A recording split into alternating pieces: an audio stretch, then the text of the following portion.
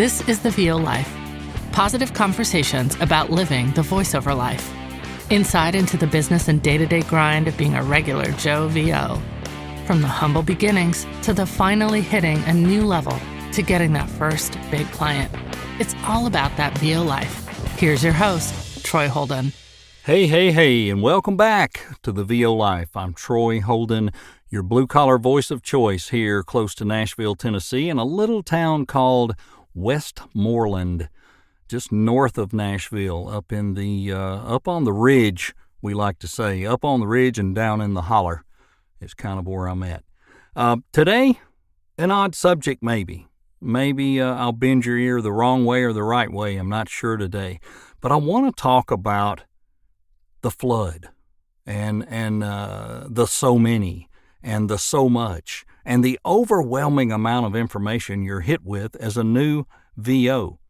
So let's back up a year. Here came COVID, and all of these folks like me and you and all, we maybe wanted to get into VO, and we got into VO. So many go into it with not a clue. I mean, not a clue at all as to what do I need to do this, how do I do this, how does this work. Some do a lot of research before they decide they're going to give it a go, and they get involved in groups, and some just jump in both feet. Then the thing that seems to have happened is there's a ton of people, not only new to VO, but there's also a ton of people out there waiting to take your money, waiting to teach you and show you, waiting to do things for you, waiting to help you. And do you sometimes scratch your head and go, how do I choose? How do I know you're legit or you're legit or you're legit? Well, I'm going to tell you, a lot of times you're not going to know, and you're not going to get anybody to tell you. And I say that with all the love in my heart, because if I know, I'll tell you. But there are a lot of things that go on out there that I think are a little bit scammy, freaky. I don't understand. And let me say this to say that, because I've already said that.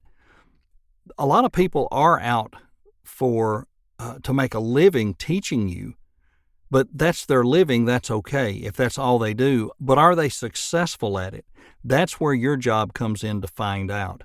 Give me the name of 5 former students. Give me the name of 10 former students. And you need to actually talk to those people and see, what did you get from that course? What did you get from that? You're not asking them to give it to you. Don't share the information with me. I'll pay for it if it's worth it. But I don't want to go chasing things that are, fruitless. And I've done it. I've done a little of it. But I've also had some things that were very fruitful that probably weren't as advertised or as well known as others. So it's tricky, right? Today, I'm not going to give you names. I'm not going to help you out with that, but I want to make you aware of a lot of things going on. Here are some things in my head that tells me I need to watch. I need to pay attention to this. So the first thing I want to know is, if you're teaching me to do voiceover, are you teaching me which part? Are you teaching me the business side? Are you teaching me the voice acting side? Are you teaching me my audio and how to do that properly? To me, it's all different. So I don't really expect one person to teach me all of that. They may know some things about it, but I just don't want that one person as a catch-all. I want to go to a coach who has got an acting background, if they're going to teach me voice acting, that they have a successful or have had a successful voiceover career. Things don't last forever. My favorite quote, and heard it this past week while I was home listening to music. I was listening to the, I think it was in 2019, the revamped Eagles at the Vince Gill. He was with them, and Don Henley was still alive. Glenn Fry had passed on. Deacon Fry was with them. So I watched an interview with Vince Gill with a guy named Joe Chambers, who I remember him in Murfreesboro, Tennessee. He had Chambers guitar many years ago. Great guy. And he was interviewing Vince, and Vince said his most prolific advice he gives all young artists is, hey, they stop playing Elvis's records too.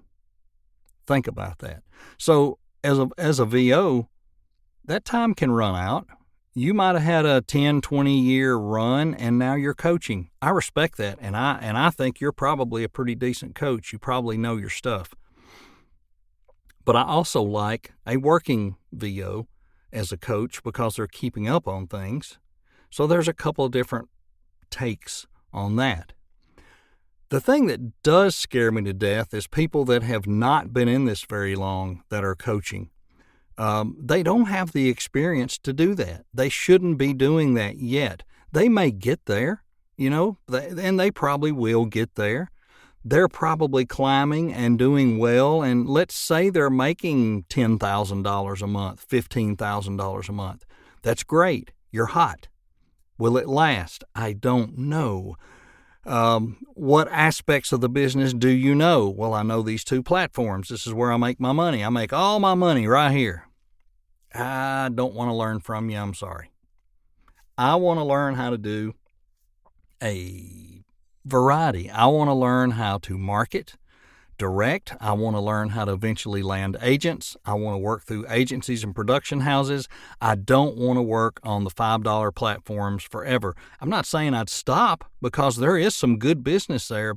I also want to go after and cultivate my own business that's not generated by Upwork, Fiverr, Badalgo, Voices.com, Voices123, what's all the others, a couple others. Well, there's actually more than a couple. I don't want to rely on that. I want to rely on me. I need to go get that. I need to hustle that, and I need to market that. So can you teach me that?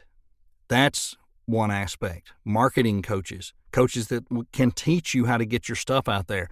But let me tell you this thing too. If you don't do what they tell you and follow it, and you don't push, and press, you'll be saying bad things about that coach in 2 months. Now, he didn't show me anything. None of it worked. Well, probably because you didn't follow through. If they're reputable and you get the references and you have found out these 5 people did this, these 5 people did that, and you're not following through, it's on you. It's not on that coach. All right? So don't blame the coach if you're not executing. And I know this is rambling and it's willy-nilly today, but between the different areas you're going to look at, do you need audio coaching? Is your audio good enough to win auditions? That's a lot more important than you think. It doesn't have a lot to do with, well, which DAW am I using, which interface, which mic. No, are you able to deliver clean, semi-unprocessed? Because I'm not going to lie to you, nobody's going to get a totally raw file from me. They're going to get, I'm going to work on the noise. I'm going to work on the clicks. I'm going to make sure it's level, the right volume. There's no things going on in there, and it's clean. I am not going to compress it. I am not going to over EQ it, because if they happen to say, well, we like that audition file, we're going to use it, and if they can't process it on their side, then, they're going to be unhappy. So that's part of it. Get that audio sound, well, and I've talked about this on 20 podcasts. Get your room right. Get the room right. Get your sound right. Get coaching. Practice. Get on a platform. Practice. Get more coaching. Practice. Make a demo. Practice. Keep remaking that demo better and better and better, and practice. So don't expect to be an overnight success. You're not going to be an Elvis. Not likely. And Elvis never had lessons for anything. No coaching, so that's a bad example. As you go out and you look for a coach, you go out and look for a mentor, you go out and look for somebody to help you, just do your work, do your research, dig, figure out who have they taught, what have they taught, and what successes do people have from that. Folks, there are a lot of very, very, very good coaches out there. in all aspects of voiceover, whether it is how to market, whether it is how to get your demo or helping you or doing your demo. I look at those people as coaches if they're doing your demo because they're coaching you through it. But can you reproduce what they coach you on? And that's what you have to be able to do. What's your acting level? Have you ever acted? Have you ever done things publicly? A lot of times it's not just the acting. If you've had to do a lot of public speaking and maybe you've been in a job to where you had to speak to people a lot, maybe you were in sales, and of course there's the radio folks. You've got that advantage. If you have that going on and you can get in and do this, get in and do it.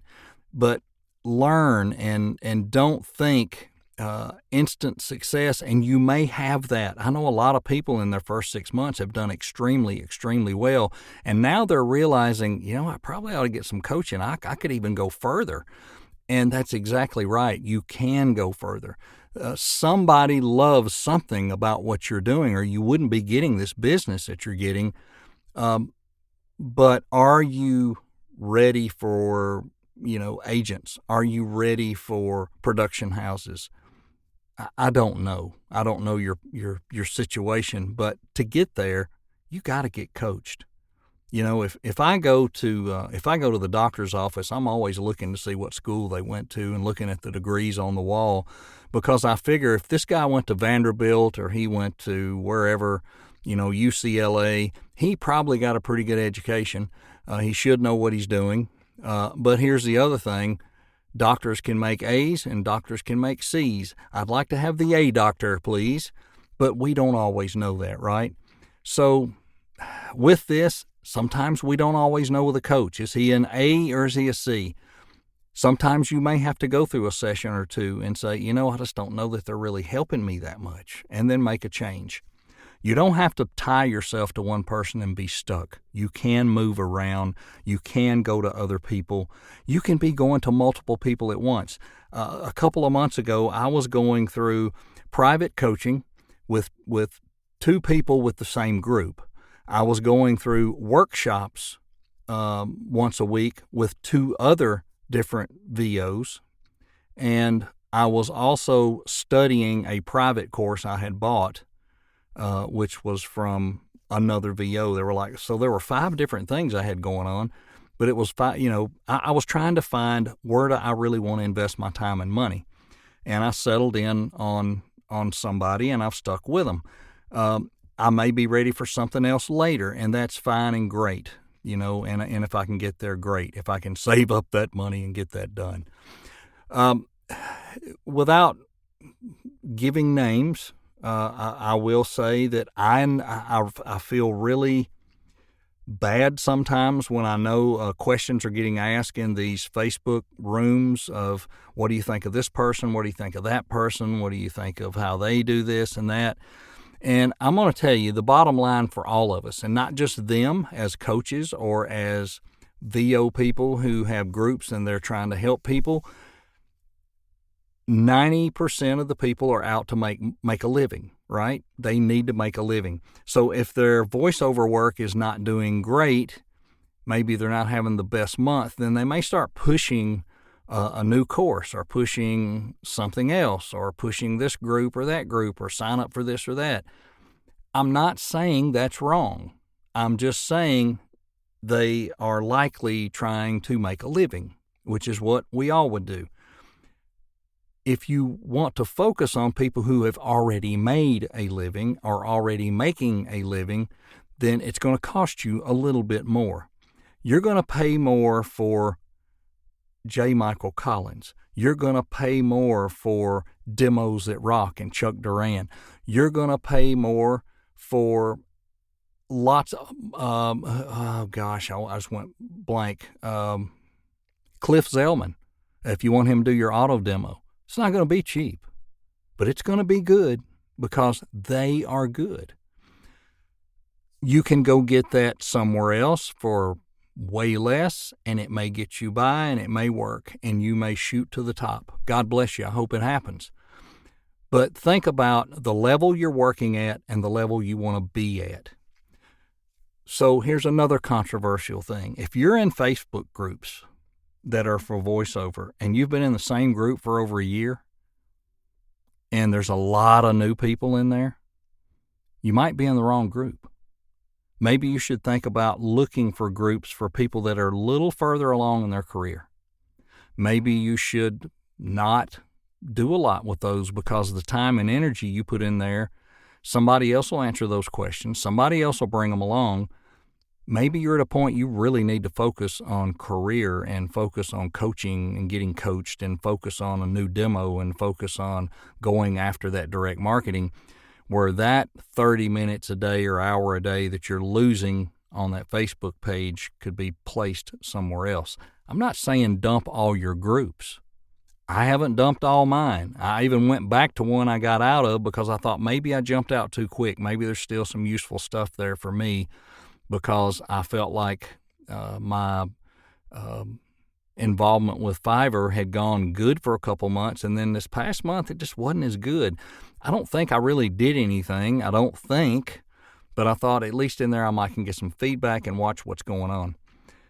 But I'm not going to spend a ton of time on that. I know some people might say, well, no, I can tell you're kind of obsessed with what's going on with Fiverr. It's not an obsession. It is a thing of I really want to understand what not to change. If I can get some parts of this profile right and the description and the keywords and the thumbnails, I'd like to just get it set and leave it alone. And I was pretty close in April, and then in May it just got a little off. Apparently I made some changes I don't even remember making, but the biggest one I can remember, and I've probably got to fix this back, is I put myself on the front of my video, saying, hey, I'm Troy, welcome to my Fiverr, blah, blah, blah, blah, blah. And they say that's good to be personable. But you know what? I think I'm going to take that off because I think people want to hear what you can do right out of the chute. Give me 10 seconds of your best right on the front. And then at the end, I can say, hey, I'm Troy. Thanks for stopping by. Now hit that green button. Let's order, or something short. They can see I'm not a human. I'm not a caricature that is on my thumbnail. So I'm not obsessed. I'm just trying to figure some things out on my own because I have been through, where people look at your gig and they make recommendations and whatever, and I really haven't seen tons and tons of changes when I go through that and I do what they tell me. Some maybe, but not a lot. All those standards that are out there that everybody teaches, fill up as much as you can and fill out everything and use up all your words and do this and do that. It's all pretty standard. There's got to be some other things that help that, and there are things that go on in the background that we don't have control of, like those after you've gotten your review, and then they send them that, hey, how'd you really feel about them? That might make a difference. And, there's always things going on. Always things going on in the background. Even a cancellation, I think, can do such harm on there. And then on the other hand, Upwork, I went from 1,000 a month down to like 200 a month this past month. That's on me because I'm not in there digging like I used to. I mean, I used to really dig. I would go deep into the submitting proposals, and I would submit a lot of proposals, but I haven't been doing that. And I think I got disheartened because if I would submit 10, I'd get nothing, and I'd submit 10 more, and I'd get nothing. And I thought, man. So I kind of gave up for a little while, and now I'm having to go back and push harder.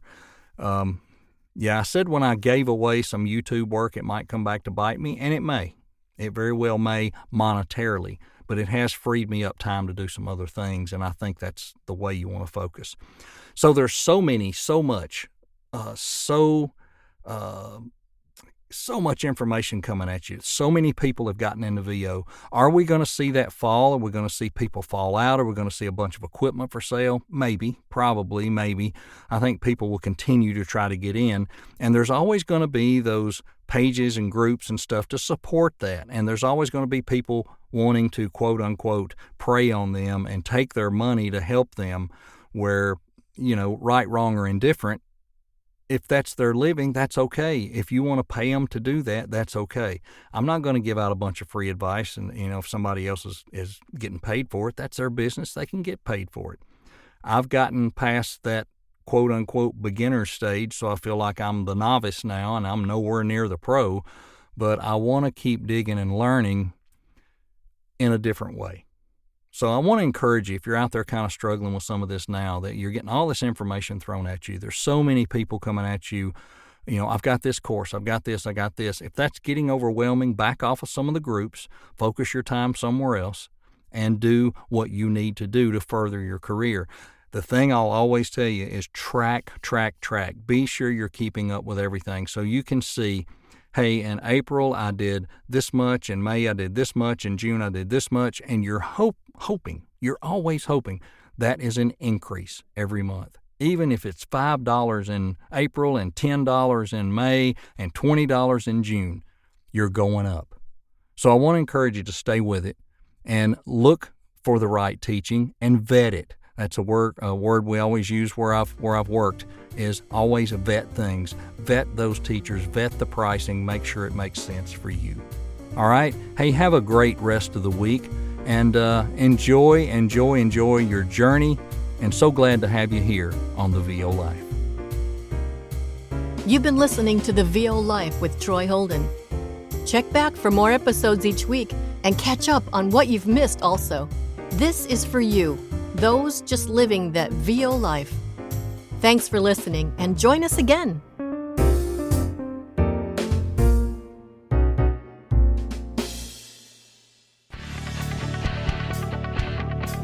The VO Life intro is by Louise Porter. The outro by Liz Moya.